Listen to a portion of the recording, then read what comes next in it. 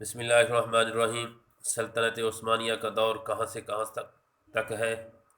1292 سے لے کر 1922 تک۔ اپنے عروج کے زمانہ میں یہ سلطنت 3 بر اعظموں جنوب مشرقی یورپ، مشرقی وسطیٰ اور شمالی افریقہ پر پھیلی ہوئی تھی۔ 16ویں اور 17ویں صدی میں ارطغرل کی وفات 1281 میں ہوئی۔ کس نے سلجوقی سلطنت سے خود مختاری کا اعلان کر کے سلطنت عثمانیہ کی بنیاد ڈالی؟ اس کا جواب ہے عثمان اول۔ 1402 میں کس نے اناطولیہ پر حملہ کیا؟ تیمور لنگ نے۔ کس کی فتح عثمانیوں کی تاریخ کا سنہرا ترین باب ہے؟ اس کا جواب ہے قسطنطنیہ۔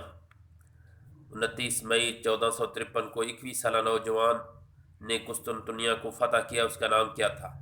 سلطان محمد ثانی یا سلطان محمد فاتح؟ سلطان محمد فاتح کب فوت ہوئے؟ 1481 میں۔